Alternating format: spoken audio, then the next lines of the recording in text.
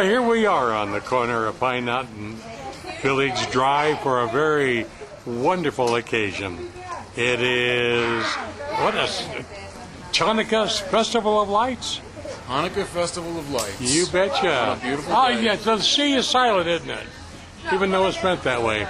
Well, Joe, you usually have it here about every year on this corner. Every year we're here.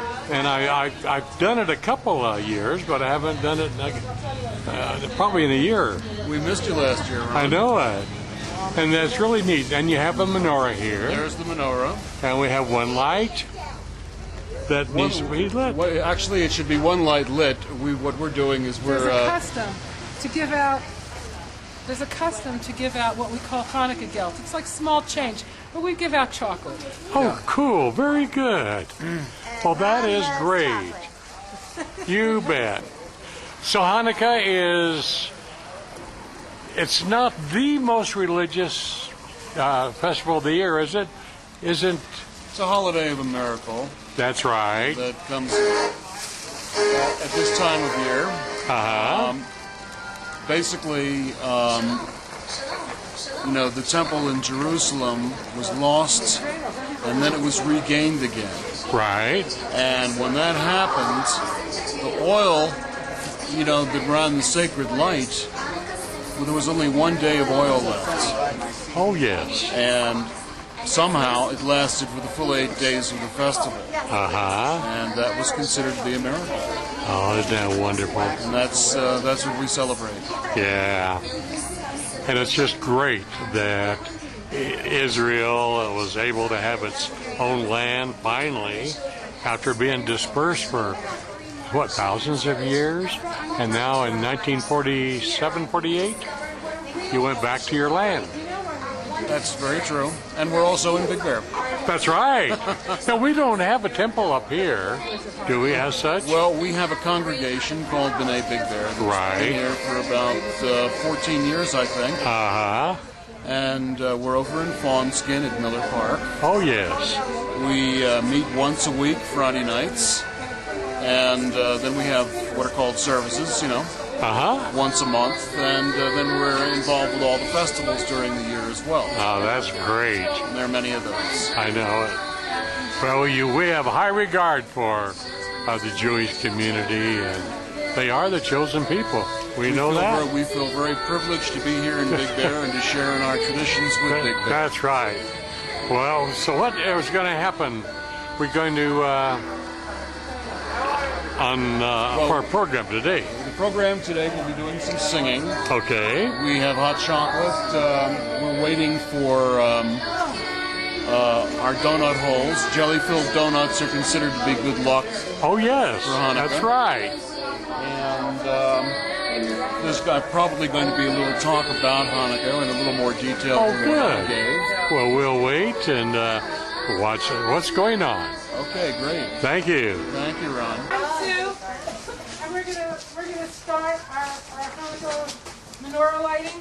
I have some song sheets here that I'm gonna pass out. They have the blessings on it and a few songs. I don't know if I have enough for everybody. I guess I should keep one so I know what I'm saying. But you'll probably all have to share.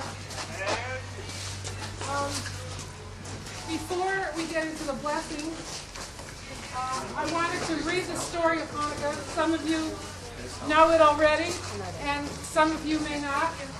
And it's a good thing to do anyway. Besides, we advertise in the Grizzly that somebody would read the story, so here I am.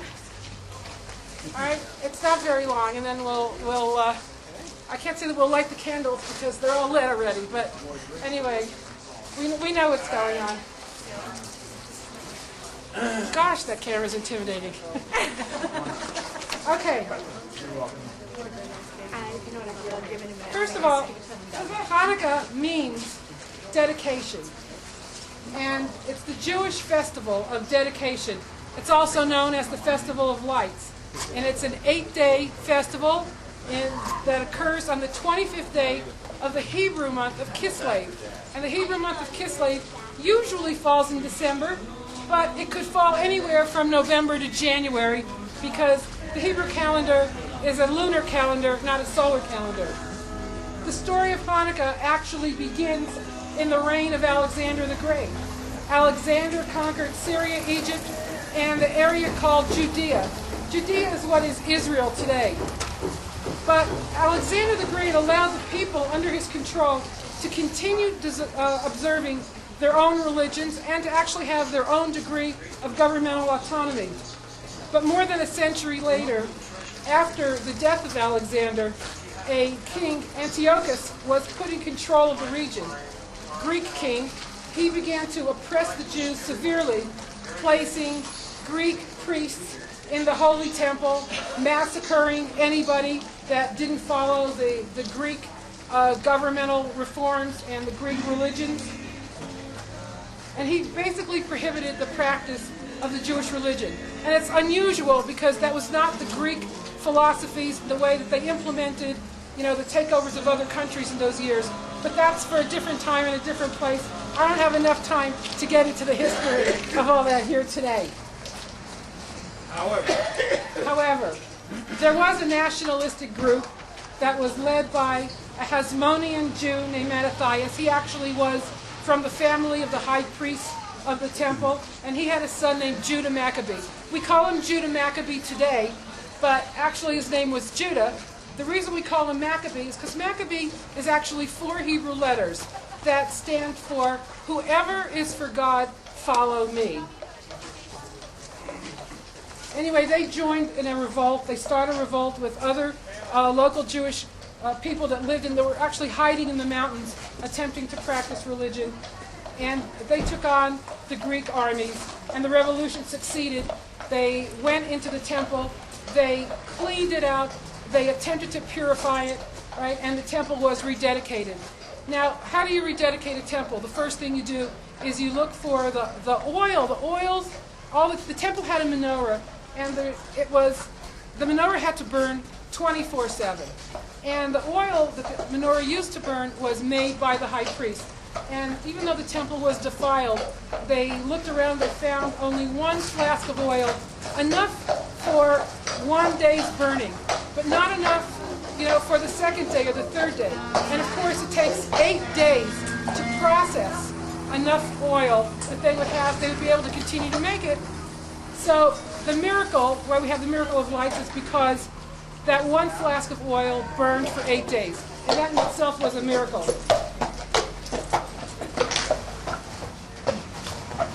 Now, it's a tradition on Hanukkah to eat fried foods because of the significance of oil.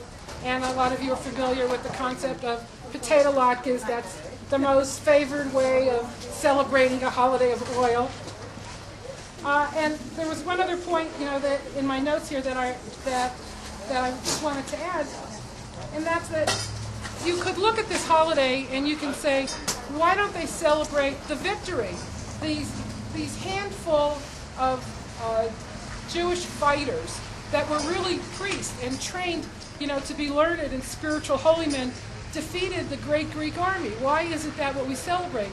And it's because Jews do not celebrate war, so we celebrate the miracle of the oil.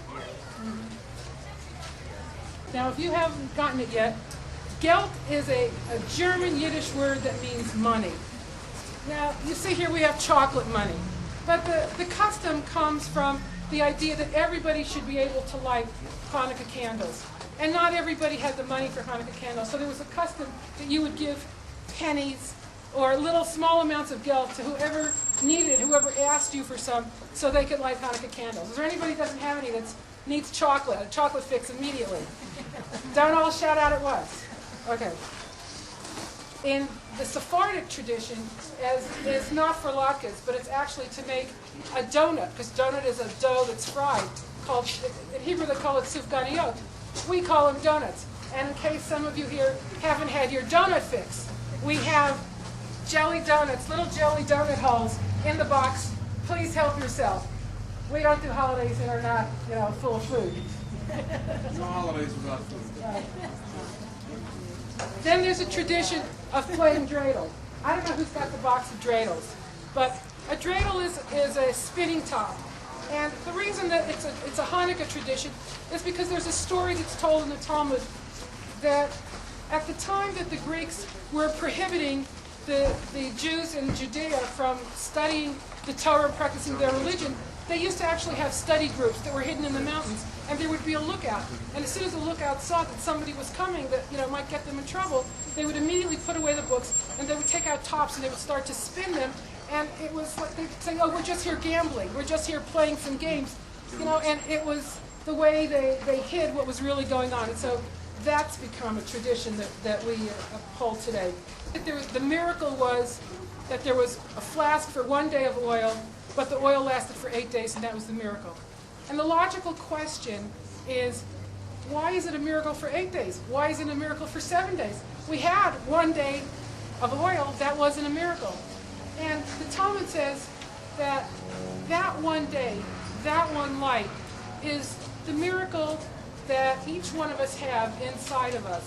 And when you have darkness in your life, you reach inside to that candle, to that flicker, to that burning ember, and always know that you can get out of the darkness. It takes a very small amount of light to overcome very large darkness. Adonai, Eloheinu melech haolam, asher nishanu b'mitzvotav, v'tzivanu le'ariter, shel Chanukah, Baruch atah Adonai, Eloheinu melech haolam, she'asa nisim lavoteinu, bayomim ha'aretz ha'asman hazeh.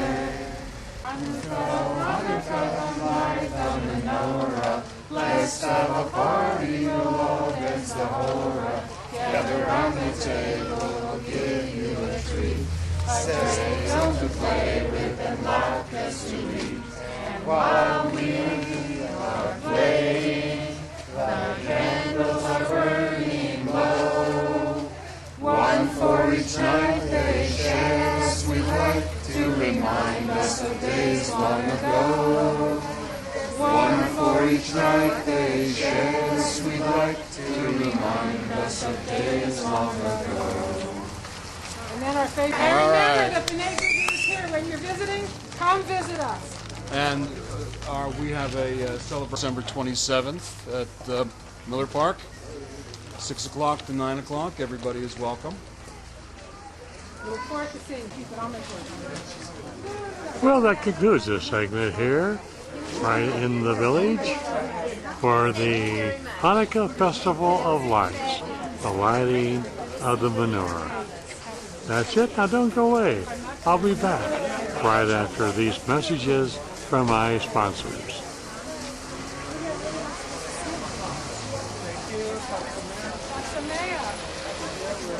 Please. We'd love to have you.